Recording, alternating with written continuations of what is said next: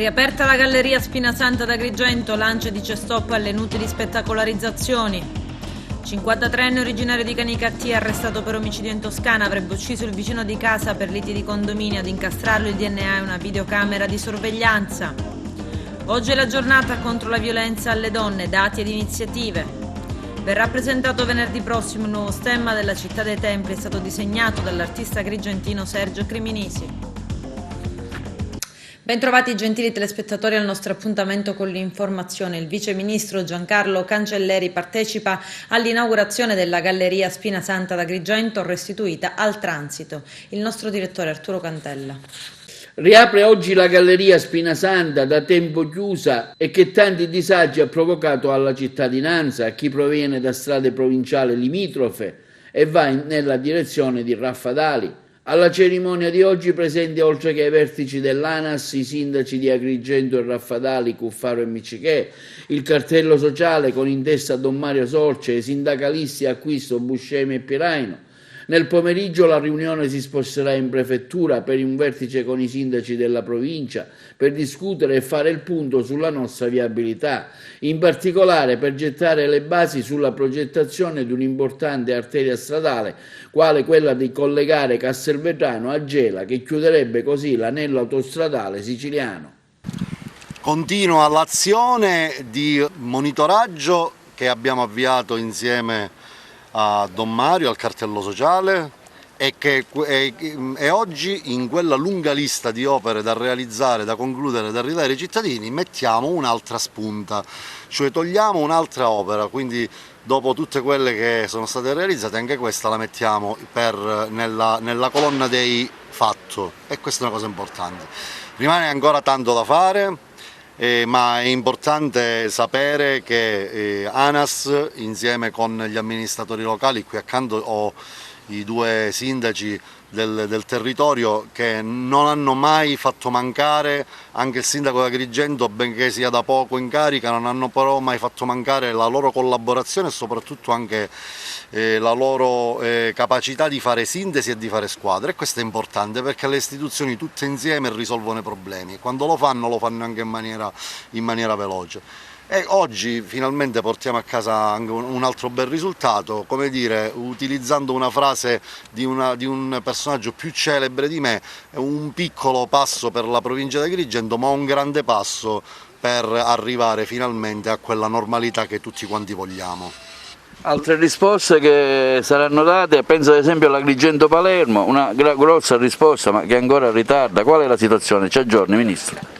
No, anche lì invece abbiamo una forte accelerazione. Io venerdì sarò lì in cantiere perché i mesi di lavoro e di impegno fatti a volte anche nel silenzio ovviamente delle visite di cantiere, delle riunioni, poi producono certamente i risultati. Quindi noi già martedì abbiamo tolto dalla Palermo Agrigento 3 semafori, abbiamo accorciato la parte diciamo che tutti quei percorsi che si fanno in senso alternato, quindi c'è una sensibile riduzione, ecco, delle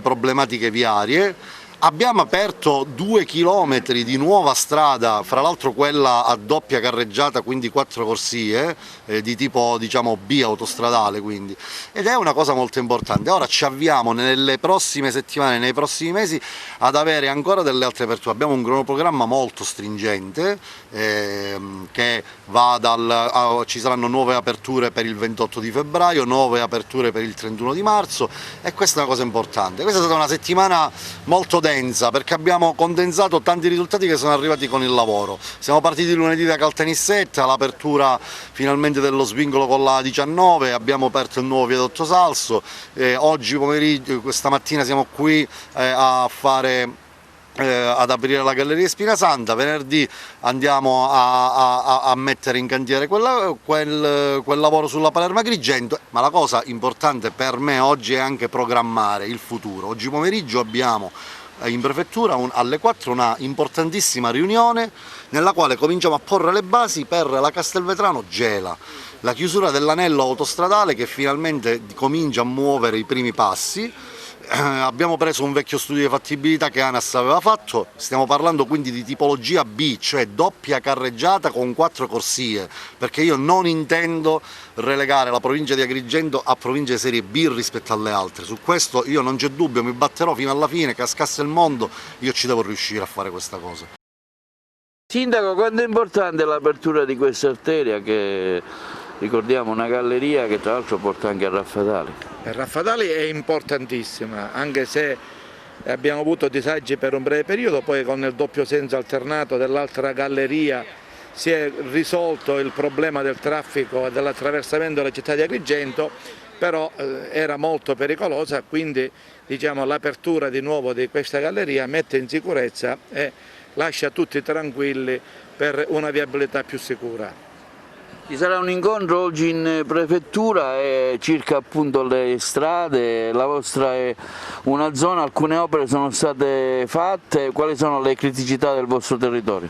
Ma la criticità è il completamento della SS 118, non interessa propriamente Raffadali, però tutti i paesi dell'entroterra che vanno da Cianciana, Bivona a Santo Stefano, in cui per raggiungerli rimangono 17 km di completamento della SS 118 e spero, così come si è discusso già in diversi tavoli, che venga fatta la progettazione e finalmente si dia inizio ai lavori. Sicuramente è importantissima, anche perché questa arteria collega anche paesi vicini, limitrofi, alta densità demografica, quindi una viabilità riaperta è fondamentale per la nostra città e anche per i paesi vicini. Meglio tardi che mai. No, l'importante è che le cose si fanno, sicuramente i tempi tecnici ci sono voluti, oggi si riapre, quindi non posso altro che complimentarmi con chi ha seguito questi lavori. Sul viadotto Morandi, diciamo, insomma, struttura più ben importante di questa galleria, che risposte dà all'ANAS? Sì, già mi sono incontrato con l'ingegnere Melle dell'ANAS e bene, allora loro stanno terminando i 7 piloni, quelli più critici. Terminando la manutenzione su questi 7 piloni si aprirà il traffico leggero sulla Morandi e poi continueranno i lavori per gli altri piloni ancora da restaurare, però non critici come questi, per poi riaprire completamente sia al traffico leggero che al traffico pesante. Un traguardo che ci permette di aprire una tratta che non solo per la città e per Raffadali, che sono le città più limitrofe e interessate, ma per tutto questo tratto di strada è fondamentale. Ci auguriamo che questo sia un altro tassello di altri che speriamo di poter veder mettere, in maniera tale che la bellezza del mosaico dall'alto si possa vedere in maniera unica, come per un'opera d'arte, e di tasselli ancora a mettere ce ne sono.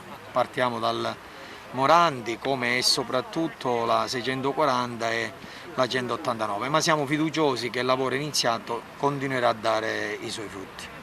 Aggiungiamo un risultato alle battaglie di lotta e di protesta che abbiamo iniziato il 25 di gennaio con la marcia del cartello sociale. Oggi si apre la galleria, ci accontentiamo di questo? Sicuramente no. Chiediamo al Vice Ministro Cancelleri anche di impegnarsi a darci i risultati sulla 640, sulla 189 e sulle altre opere che fanno parte di una viabilità complessiva che ad oggi non funziona. Riconsegna di opere pubbliche, Lance Associazione Nazionale Costruttori Edili di Agrigento dice stop alla spettacolarizzazione. Vediamo. Forte presa di posizione del presidente dell'ANCE, Associazione Nazionale Costruttori Edili della provincia di Agrigento, Carmelo Salamone, relativamente agli annunci e alle spettacolarizzazioni della riapertura di infrastrutture chiuse ormai da anni e consegnati alla cittadinanza con enormi ritardi e che sta assumendo per Salamone i contorni della tragedia più che della farsa. Non è più infatti tollerabile, afferma il presidente dell'ANCE, che senza che si forniscano risposte ai territori sul perché abbiamo dovuto subire disagi, pericoli e danni economici più o meno diretti, si annunciano inaugurazioni con tanto di autorità presenti, rinfreschi d'occasione alle quali annunciamo fin da subito che continueremo a non partecipare. Carmelo Salamone, che più volte in passato ha denunciato la pesante situazione delle infrastrutture della nostra provincia, ma le scelte spesso miope adottate dalla politica, afferma come in un territorio normale, non così fortemente sottodimensionato da un punto di vista infrastrutturale, non così in ritardo, non così povero di prospettive, seppur ricco di potenzialità, si potrebbe per amor di patria accettare qualsiasi cosa con benevolenze, visite miracolistiche che riaprono d'incanto opere già completate. Ma non qui da noi, si chieda piuttosto scusa, afferma il presidente dell'ANCE, giacché chi ha ruoli di governo ha la responsabilità di tutto, anche di ciò che ha ereditato, e soprattutto si forniscano risposte su eventuali inadempienze a tutti i livelli. Salamone si chiede perché un'opera è stata chiusa, quanto tempo è stato necessario per affidare i lavori, quanti sono durati, sono stati rispettati i tempi, se no di chi sono le responsabilità, chi avrebbe dovuto vigilare. Ma il presidente dell'ANCE continua ancora su tematiche connesse più recentemente, ad esempio al decreto semplificazioni, fortemente contestato proprio dall'associazione. Per Salamone è passato un messaggio certamente errato, se non pericoloso, che l'unico obiettivo da portare avanti sia quello di giudicare i cantieri con rapidità, anche venendo meno agli obblighi di trasparenza e di sana concorrenza. Il presidente dell'ANCE Salamone afferma, come abbiamo già detto in passato, che questo sistema rischia di alimentare la corruzione e l'illegalità, fornendo eccessivo potere agli enti locali nella scelta di chi dovrà svolgere i lavori. Non solo, continua Salamone, il rischio è che si aprano 1000 cantieri e se ne vedano davvero completati una sparuta minoranza. La nostra, conclude il presidente dell'ANCE Salamone, non è una caccia ai colpevoli e non è nemmeno un non voler riconoscere eventuali meriti a chi con funzioni di governo possa aver avuto un ruolo nell'affrontare determinate soluzioni anche in prima persona. Il nostro appello è semplice: meno annunci, più strade sicure, più trasparenza negli appalti. Lotta tra la vita e la morte, un 19enne di Palma di Montechiaro rimasto coinvolto in un incidente stradale autonomo mentre era in sella al suo scooter. Sembra che si sia schiantato contro un albero. Indagini in corso da parte dei carabinieri della locale stazione. Il giovane è stato trasportato all'ospedale di Licata e qui i medici, avendo constatato le gravi condizioni, ne hanno disposto il trasferimento tramite elisoccorso al civico di Palermo. Uccide a coltellate il vicino di casa, arrestato Canicattinese in Toscana. L'agrigentino è accusato dell'omicidio del vicino di casa avvenuto nel settembre scorso. I dettagli nel servizio. Il cadavere di Roberto Checcucci, un 53enne di Fucecchino in provincia di Firenze, fu trovato lo scorso 27 settembre sull'argine dell'Arno, a Castelfranco, colpito da una serie di coltellate, identificato solo dopo alcune ore. Un canicattinese, Luigi Cascino, anche lui 53enne, è stato arrestato dai carabinieri. Cascino era vicino di casa della vittima, da anni residente a Fucecchino, dove lavora per un'azienda della raccolta dei rifiuti.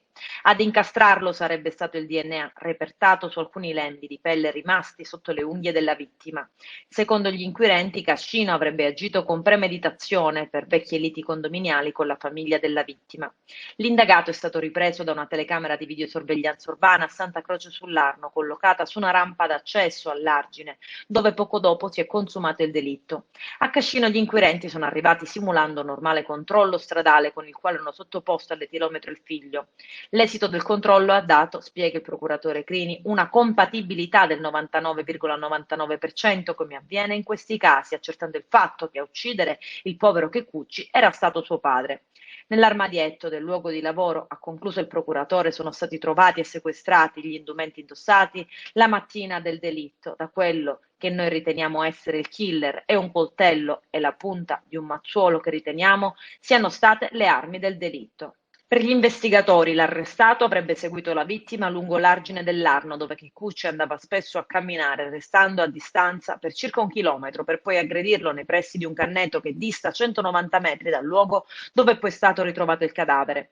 L'aggressore avrebbe inseguito il 53enne, che ha opposto resistenza, finendolo poi a coltellate e colpi di mazza. Tolleranza zero per le forze dell'ordine ad Agrigento per chi viene sorpreso senza la mascherina di protezione per assembramento. Dal 16 al 22 novembre sono state elevate 17 multe ad altrettante persone e a 2 attività commerciali. Polizia, Carabinieri e Guardia di Finanza hanno controllato 1.664 persone ed elevato 17 sanzioni, hanno verificato il rispetto delle prescrizioni anti-Covid anche in 543 attività commerciali, facendo scattare sanzioni pecuniarie solo in 2 casi. Sono quasi 60.000 i tamponi rapidi eseguiti in Sicilia nell'ultimo weekend e 905 i positivi, l'1,5% circa, secondo i dati diffusi dalla regione. Gli screening di massa effettuati però non sono stati uniformi sul territorio regionale ed il confronto tra le varie province mostra numeri molto differenti. Oltre 15.000 i tamponi a Palermo e più di 18.000 a Trapani, circa 1.700 sia a Catania che ad Enna, quasi 9.000 a Ragusa, circa 6.800 a Siracusa e 4.600 a Caltanissetta, quasi 1.200 ad Agrigento, ma soltanto 184 a Messina, dove con 13 positivi la percentuale di contagiati è di circa il 7%, molto più alta della media regionale. In 6 province su 9 il rapporto positivi tamponi effettuati è inferiore all'1%. Tali numeri hanno spinto la Regione a chiedere un'accelerazione all'ASP di Messina e nei giorni scorsi si è deciso di scindere le 2 principali attività di tracciamento dell'ASP. Il monitoraggio dei positivi, dei contatti diretti e dei sospetti positivi e gli screening di massa. Le 2 attività infatti venivano svolte dalle USCA, le unità speciali di continuità assistenziale, e ciò ha comportato un carico di lavoro eccessivo da fronteggiare. Complessivamente calano i ricoveri in Sicilia. Gli ultimi dati sull'andamento dell'emergenza Covid sull'isola fanno registrare 1.306 nuovi positivi. Il dato più confortante viene dagli ospedali, dove per la prima volta si registra una diminuzione dei pazienti ricoverati, 1.844, cioè 3 in meno rispetto a ieri, mentre resta stabile il numero dei posti occupati nelle terapie intensive, 243.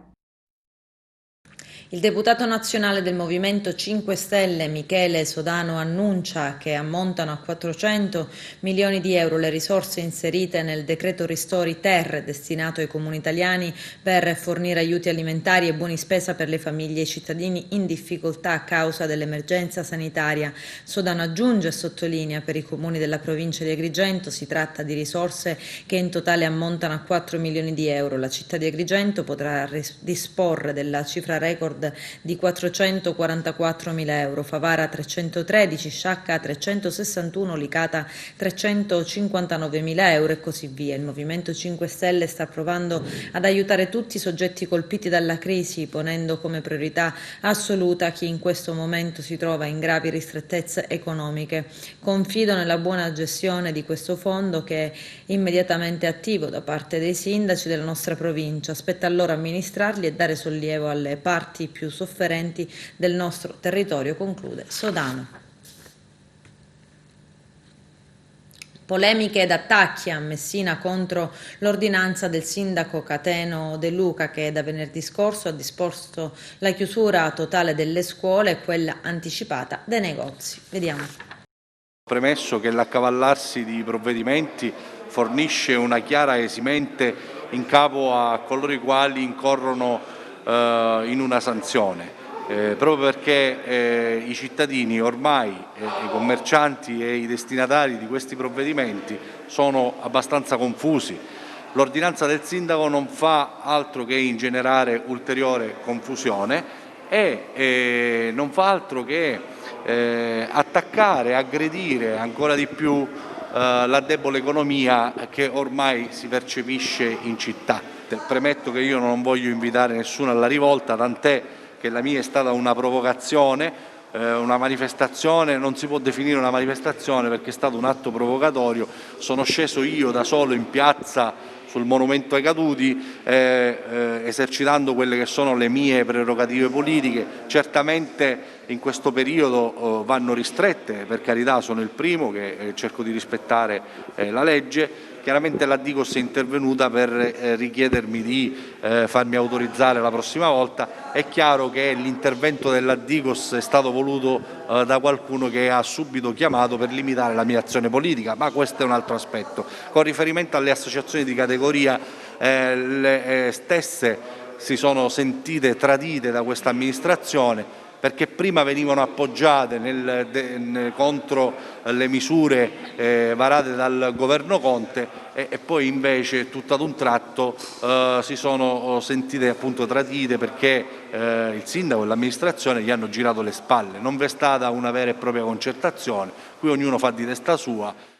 Il sistema dei bar e ristoranti è stato distrutto dal DPCM di Conte, che ha completamente raso al suolo quella che era una delle maggiori categorie produttive della nostra città.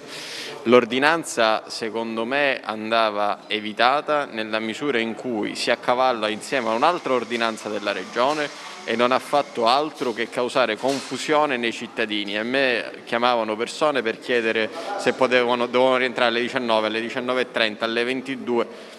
Non va bene fare molte ordinanze perché si rischia di ingenerare la confusione. La categoria dei ristoratori, e questa è un'anteprima che do alla vostra emittente, noi confermiamo come Consiglio Comunale l'impegno che abbiamo preso nella manifestazione dei tavolini. La delibera che recepisce il protocollo della sovrintendenza è già stata discussa in Consiglio e verrà esitata oggi.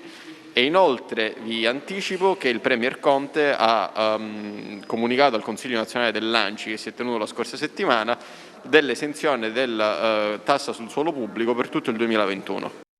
Io credo che noi più restringiamo le fasce orarie, come ad esempio quella dei supermercati che con l'ordinanza sindacale devono chiudere alle 19, più aumenti il fenomeno di intasare queste attività commerciali a discapito magari delle altre.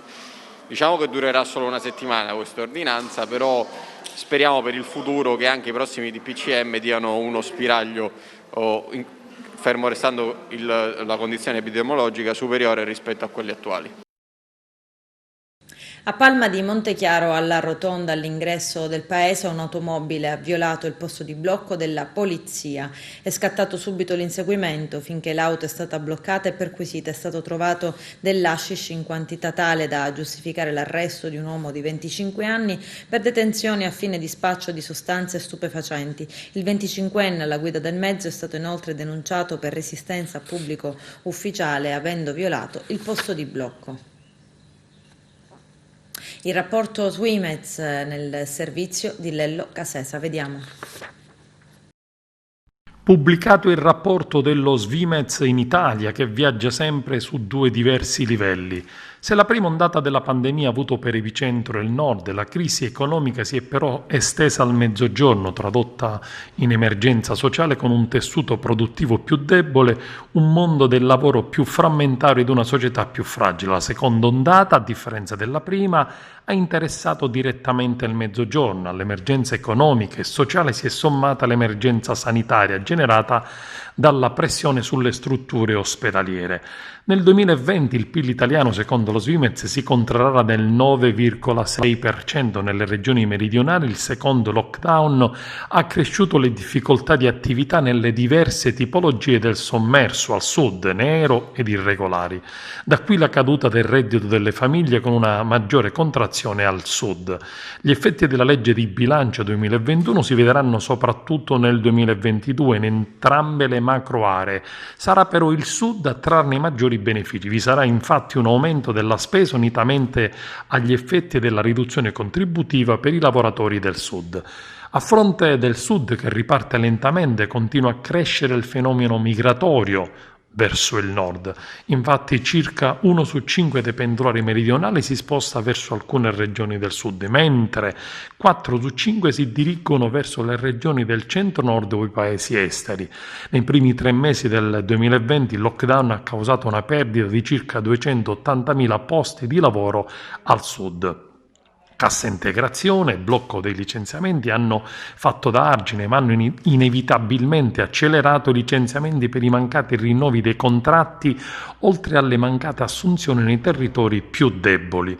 Se oltre 3 milioni di persone hanno percepito il reddito di cittadinanza, a cui si aggiungono oltre 500.000 persone che hanno percepito il reddito di emergenza, emergono, sottolinea il rapporto, i limiti di questa legge, vista solamente come un sussidio economico in aree in cui le strutture pubbliche che offrono servizi al cittadino sono molto deboli.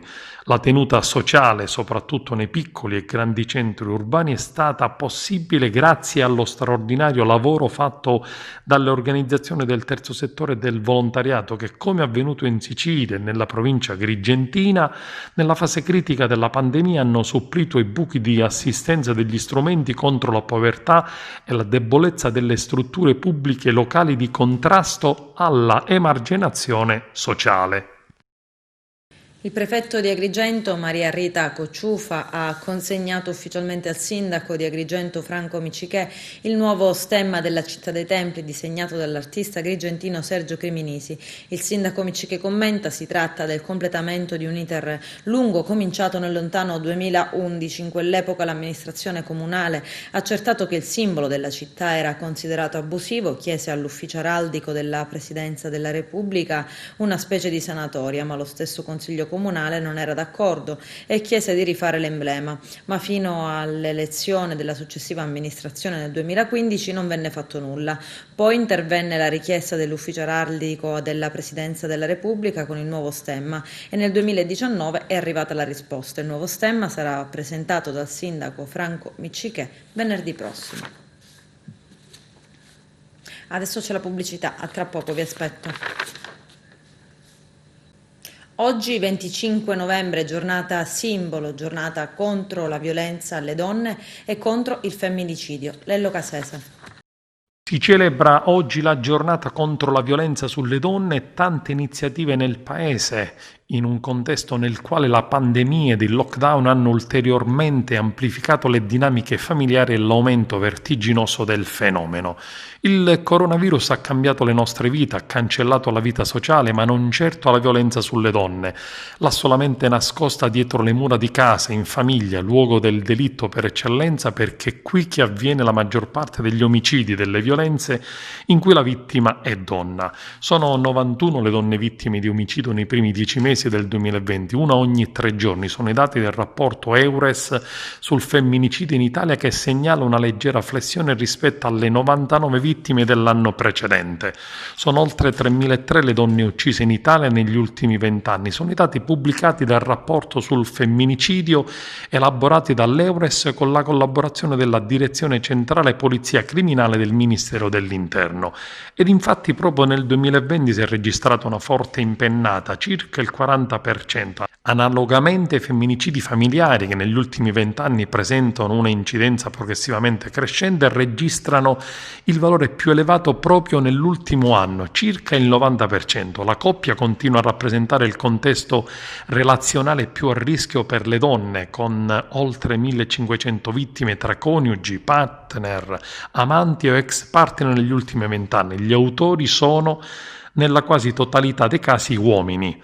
A causa delle misure restrittive durante l'emergenza Covid abbiamo involontariamente creato profondo disagio che ha contribuito ad un aumento dei fenomeni di femminicidio, triplicati durante il lockdown, arrivando ad un caso ogni 2 giorni. Lo ha detto il premier Giuseppe Conte in un messaggio per la presentazione del rapporto Un anno di codice rosso. Bisogna rafforzare nella società la cultura della parità, non ancora pienamente conseguita. Lo ha detto il Presidente della Repubblica Mattarella, che ha espresso apprezzamento per l'iniziativa ideata dalla Commissione europea per l'equa rappresentanza di genere in convegni, commissioni, eventi pubblici e dibattiti radiotelevisivi. In occasione della giornata mondiale contro la violenza sulle donne, la Questura di Agrigento ha diffuso i dati relativi alla provincia agrigentina. La Polizia di Stato della Questura di Agrigento, in particolare il questore Rosa Maria Iraci, è in prima linea nell'ambito della prevenzione e contrasto della violenza di genere. Nel 2020 i femminicidi da gennaio a settembre sono stati 2, di cui 1 tra familiari. Nel 2019, nello stesso periodo, sono stati 3. In riduzione anche reati quali gli atti persecutori, stalking, le violenze sessuali, stabili i maltrattamenti contro familiari e conviventi. Dal 1 gennaio al 30 settembre scorso nella provincia di Agrigento sono state presentate 17 denunce per violenza sessuale, nel 2019 erano 20, poi 128 denunce per atti persecutori, stalking, nel 2019 erano 151, poi 114 per maltrattamenti contro familiari e conviventi, uno in più rispetto all'anno scorso. Ad ogni denuncia giunta alla Polizia di Stato la vittima di turno è affidata ad un'equipe degli uffici interessati al femminicidio, a medici della Polizia di Stato, rappresentanti dei centri antiviolenza ed enti o associazioni attive sul territorio. La Polizia di Stato ha realizzato un video per voi. Vediamolo. Non lasciamo che gli uomini spengano i nostri sorrisi. Non è mai solo uno schiaffo, perché se usa violenza non è amore. Se ti fa del male fisico, non è amore. Se ti intimidisce, non è amore. Se ti dice che senza di lui non sei nulla, non è amore. Se limita la tua libertà economica, non è amore. Se ti impedisce di chiedere aiuto, non è amore. Se ti telefona di continuo per insultarti, non è amore. Se ti controlla in modo ossessivo, non è amore. Se minaccia te e i tuoi figli, non è amore. Se ti umilia, se ti isola, non è amore. L'amore non è sopruso. Noi non lasceremo mai da sole le donne vittime di violenza. Noi saremo inflessibili con i maltrattanti, ma le aiuteremo a riconoscere le proprie responsabilità. Per sconfiggere la violenza di genere occorre anche favorire il raggiungimento di tale consapevolezza. Vinci le tue paure, i tuoi dolori, la tua vergogna. Non sei sola, noi ci saremo sempre.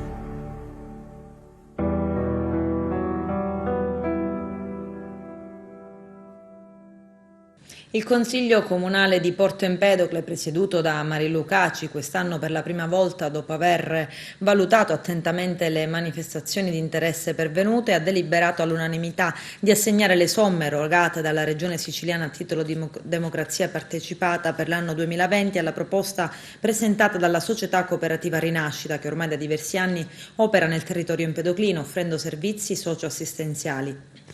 Si tratta, spiega Marilu Caci, dell'attivazione di uno sportello Ascolto Famiglia in memoria dell'unica assistente sociale che operava nel comune empedoclino prima della sua prematura scomparsa, Marcella Sciascia, una donna che svolgeva energicamente la sua professione dotata di grande umanità. Il 25 novembre, giornata internazionale per l'eliminazione della violenza sulle donne, è una data perfetta, prosegue Marilu Caci, per l'apertura di questo sportello, perché darà voce a tante donne che vivono l'inferno della violenza intrafamiliare, personale, psicologica, economica e che spesso non hanno il coraggio di denunciare.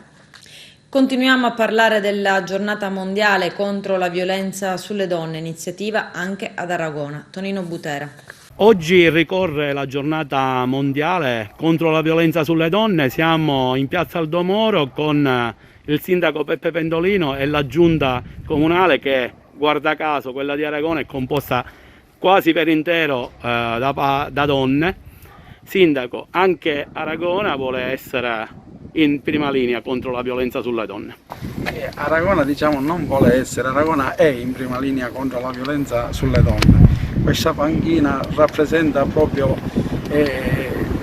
il gesto che l'amministrazione comunale assieme alle associazioni ha fatto per sostenere con forza questa giornata, una giornata mondiale importantissima. La panchina in questo luogo nasce perché è stato proprio un luogo di abuso di donne e oggi come sindaco, come amministrazione comunale gridiamo con forza no alla violenza sulle donne e un messaggio lanciamo a tutte le donne che purtroppo sono soggette ad abusi, di avere il coraggio di denunciare, perché denunciando si liberano loro e liberano anche chi osa fare violenza verso il sesso debole. Quindi oggi è una giornata importante che deve essere ripetuta e che non dobbiamo mai dimenticare, ecco, che è un segnale di grande civiltà. L'associazione ambientalista Mare Amico Agrigento, con in testa Claudio Lombardo, rivolge un ringraziamento al commissario della provincia di Agrigento, Alberto Di Pisa, e all'ufficio tecnico per la bonifica di Punta Bianca dall'amianto depositato criminalmente da ignoti. Con questo è tutto, termina qui l'edizione del telegiornale. Grazie per la gentile attenzione e per essere stati con noi. A presto.